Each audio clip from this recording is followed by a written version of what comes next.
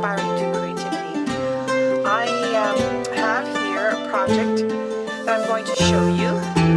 This is the file folder scrapping number 5. However, I am not putting the instructions up just yet because I'm going to be teaching a class on how to make this is the last Saturday in September. So I think that's the 20th of September. So what I'm going to do is I'm going to give you a walkthrough, show you this project, and then the day of the class I will be able to put the instructions up for you. So what I've done is I've used my black file folders. I had ordered other colored file folders to use, but they haven't arrived in time and I needed to get this project done. So I went ahead and used black and colored cardstock throughout. And it's a little bit thicker because I used 100-pound cardstock because I didn't have regular cardstock yet, and I was running low on black file folders. So when you get the instructions for this, you'll probably be using more file folders than I did in my project, and that will all be written in the instructions for you. But it'll be thinner in that case, and you can always choose to leave something out if you find it's getting a little bit too bulky. So I'm using Graphic 45, Come Away With Me, and I've used the theme page on the front, and then here's the spine. And normally I have some eyelets punched in here with some handmade charms hanging from it, or buttery scrap charms and some bows and stuff, but because of the layout of this folder it wouldn't work. So you could always do some other kind of embellishing if you wanted to do that. So that's the spine, and then this is the back of the folder. So I've gone ahead and I have used a buckle that I got from Butterbee Scraps. They come in packages of 2, and they look like this, and it was an afterthought. It would have been easier to have installed or attached this in the construction of the folder than doing it afterwards, so that will be taken care of in your instructions too. But it's a really nice big brass buckle that's been kind of aged a bit, and the ribbon width or paper, I would recommend probably doing a really well-worn paper that you work off with cardstock or paper in double thickness. And this measures 7/8 of an inch in width, and it fits perfectly in this part here. But truly, a true buckle would be attached here so that you can attach it and then slide it underneath here. Here you can see I have it going over because I use the ribbon here, I'll show you, to attach it on. Okay, and I punched some holes using my big bite in there, and we open it up excuse me, and this is what you see. Aren't these beautiful colors? I used pretty much all of a 12 by 12 paper pad. There's still some pieces left, but there's no full sheet left. And there's lots of these cut aparts that are left, and there's a few more that I haven't cut from scrap pieces where you can still salvage a few of them. And there's still places for me to put them in here if I wanted to. So what you see when you open it up is you see a flap here, okay, and right here there is one of the cut aparts, and it's attached so that it's a pocket. And then we've created some tags using colored cardstock that coordinate. This is Basil, Arizona, which goes nicely with the coral and the paper.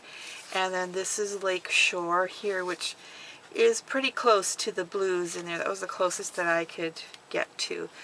So so those are some of the tags, and then free to put pictures or journaling on the other side. And I love these little address labels that are in here. They're kind of cute, so there's a few of those in the pad too. Then you flip this up, and I left it plain up here because you can do your own little layout there. And then over here I have a rounded edged pocket, corner I should say, a rounded corner pocket there. And I put one of those little address labels on here. You can always stick some photos here. And then in behind here we have two very large tags where again you can use some cardstock or designer paper and create a layout of some kind. These are just leftover pieces that I had, so you can do that, or you can put one of these pieces here on as a decorative item, and then you can put your photos and journaling on the back. It's entirely up to you how you want to do it. But there's two very large tags that fit in this pocket. And also right here, there's another pocket right here. And I was going to make a tag to stick in there and I forgot. But this could also be a pocket just to stick in some brochures from a vacation or little notes or something. So you can make a large tag or a bunch of, you know, medium-sized tags to go in there, or brochures and things. So that's that inside cover part. Then on the first page here we have we're going to make here, these are pockets with flaps on them, and each pocket has a tag in there. Okay, and see, I had to cut this tag down to fit on here, and they're all plain on the back. So if you wanted to use as a mat, you could put your photo on top and journal on the back, or you could just put a photo on the back and have your decorative piece there. And that slides inside. There's 4 pockets, so you can see the 4 right there, and they're all plain on the back. And then they all have these little flip up parts here, so you know there's room for photos, journaling on those as well. Then you turn the page and you have some photo mats there, and this is kind of a sideways cascading photo strip here, and I've done them so that you have both landscape and portrait ones here. So the first one is a landscape one, and then you can put your photo there. You can do some writing on here, put your photo there. So some more photos, and they all fit 4 by 6, 6 by 4, depending upon the orientation on them, with enough of the paper, designer paper, showing around it. So these are they, and you can always put a little strip in here if you want to journal on there as well. So I thought it'd be kind of fun to mix up the landscape and portrait. And then when you get to the end, there's room for another photo mat and some photo mats here.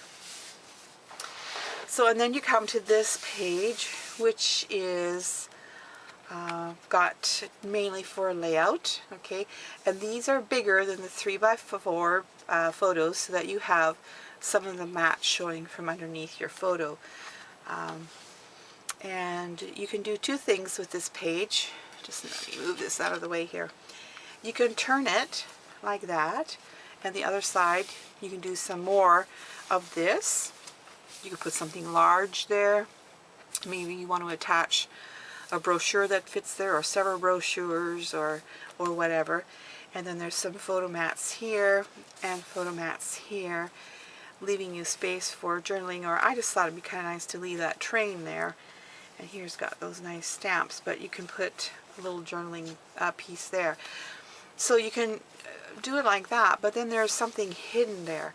And what you do is you can pull the page out this way, and you've got some more photo mats here. Okay, so you can do it either way, like that. Okay, then you get to the last page, and the layout is similar to the front inside cover. We're on this flap. You have one of the cut-aparts, and this is a landscape one. The one on the front was a portrait one, and you've got some tags stuck in there as well, and this flap. And what I like about the black tabs that I've made throughout here is you can use either a white gel pen, a gold gel pen, or a silver gel pen to print or write things on the tabs. And then you flip that up, and that leaves you a little place to do another little layout. And again, you have the rounded corner pocket here, and I took another cut apart, and this one is a portrait one rather than a landscape one like it was here. Oh no, they're both portraits, sorry, portrait one. So, but I made the tag come out of the top, and it's just a single tag. And then again, you have those two large tags where you can put more photos and journaling on. So there's a lot of photo real estate or journaling real estate in this particular file folder. And I said, because I used 100-pound cardstock, it's a little thicker than I would like it to be. But this is a really fun, interactive folio. So for scrapbooking. And of course the theme being Come Away With Me is the vacation theme. This is a really fun paper to work with. And I really like all those old stamps with the steamships and the airplanes and the old vehicles and the steam trains. It's quite nice. So there you have it. That will be our file folio number 5. And I'm going to work on number 6. It may come out to the public before the number 5 does. Because I've made this for a class. So that's why this one will come out a little bit later.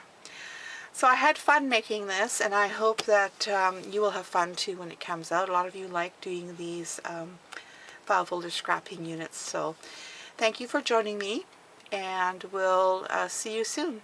Happy paper crafting!